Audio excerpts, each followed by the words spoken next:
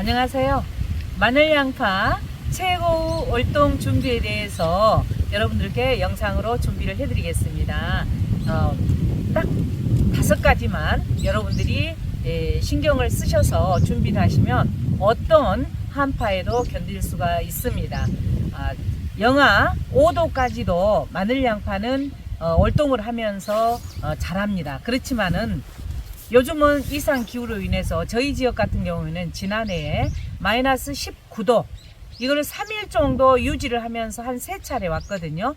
그래서 어쩔 때는 서울보다도 더 이렇게 추운 그런 지역이다 보니까 월동 관리를 철저히 해주지 않으면은 다 이애들이 동해를 잇고 또 뿌리도 솟구쳐서 수확량이 확 떨어지는 그러한 마늘 양파가 돼버립니다. 그래서 저희는 지금 지난해부터 아주 철저하게 준비를 해서 마늘 양파 아주 다수화하는데 성공을 했습니다. 그래서 첫 번째 여러분들이 해줄 일은 뭐냐면은 춥기 전에 이제 영하권으로 떨어지면 땅이 얼어버리잖아요. 그렇기 때문에 그러기 전에 이렇게 눌러주는 작업, 다밥입니다. 지금 현재 다져져 있지만 혹간에 들떠 있는 경우가 있기 때문에 이렇게 다밥을 해서 공기가 이렇게 들어가지 않도록, 그러면 그렇지 않으면은 그 공기층이 있게 되면 그쪽으로 굉장히 추운 바람이 들어가서 서리빨 피해를 입을 수가 있습니다. 그래서 시간 되시는 대로 이렇게 영하권으로 안전히 내려가기 전에 시간 나는 대로 다밥을 해주셔야 됩니다. 두 번째는 뭐냐면은 저희는 지금 난지역 마늘로 굉장히 작황이 좋습니다. 뿌리 활착도 잘 되고 거의 빈틈없이 지금 나왔거든요. 그런데 이제 양파도 굉장히 잘 자랐어요. 잘 자라줬는데 혹간에 이제 우리 작황이 좀 안 좋다 그랬을 경우에는 단단하면서 또 잎도 잘 자랄 수 있도록 해주는 거 영양제 처리를 좀 해주셔도 괜찮습니다. 이렇게 작황이 좋으면 안 하셔도 돼요. 그런데 작황이 좀 부진하다 그랬을 경우에는 칼슘이나 마그네슘이 들어있는 그러한 영양제를 처리를 해 주시거나 아니면은 아미노산 같은 거를 이렇게 물뿌리개에다가 타서 바로 이 이후에다가 뿌려주는 간주 처리해주는 그러한 처리를 해주시게 되면은 아주 좋습니다. 세 번째는 배수구 정비입니다. 겨울철에 이렇게 눈이 많이 와서 막 쌓이면 고랑에서 물이 쭉쭉 이렇게 빠지고 녹으면 해줘야 되고, 또 요즘은 이상하게도 또 비가 그냥 많이 옵니다. 그래서 비가 올 경우에도 물 빠짐이 좋게 해줘야 됩니다. 그래서 여러분들 혹간에 배수구 정비가 잘 안 됐다 그러면 물이 잘 빠질 수 있도록 해주시면 되는데, 저희 같은 경우는 고랑에다도 이렇게 잡초 매트를 깔아줬어요. 그래가지고 물이 잘 빠질 수 있도록 그렇게 해줬습니다. 네 번째는 뭐냐면은 잡초가 이렇게 또 나와 있네요. 이런 것들은 바로 보이는 대로 이렇게 어렸을 때 뽑아 주셔야 됩니다. 그렇지 않으면 컸을 때 뽑게 되면은 이 마늘이나 양파들이 흔들리기 때문에 여러분들께서 반드시 이렇게 잡초 제거를 꼭 해주시고 이제 월동 준비를 해주셔야 됩니다. 다섯 번째는 바로 따뜻한 이불을 덮어주는 작업입니다. 그래서 저희 같은 경우에는 왕겨가 준비되어 있기 때문에 이 왕겨를 1차적으로 이렇게 위에다가 뿌려줍니다. 이렇게 왕겨가 있으면 왕겨를 뿌려주시고요. 왕겨를 뿌린 다음에 이제 더 위에다가 이제 이런 부직포를 덮어주시면 되겠습니다. 근데 부직포를 이렇게 가깝게 덮어놓고 약간 이렇게 느슨한 상태에서 뭘로 고정을 하시냐면 이러한 클립으로 군데군데 꽂아서 이 부직포가 세찬 바람에도 이렇게 날리지 않도록 이걸로 이렇게 고정을 해주시면 됩니다. 이렇게 고정을 해서 딱 이게 날리지 않도록 군데군데 하면 됩니다. 근데 이렇게 부직포를 덮어 주시게 되면 이제 겨울 동안에 어떠한 한파가 몰아닥쳐도 이 애들은 지난해 보니까 다 잘 건재해서 잘 자라줬습니다. 근데 여기서 이제 여러분들한테 설명을 이제 여러 가지 것을 드리자면, 자, 이 부직포는 덮어주는데 좋습니다.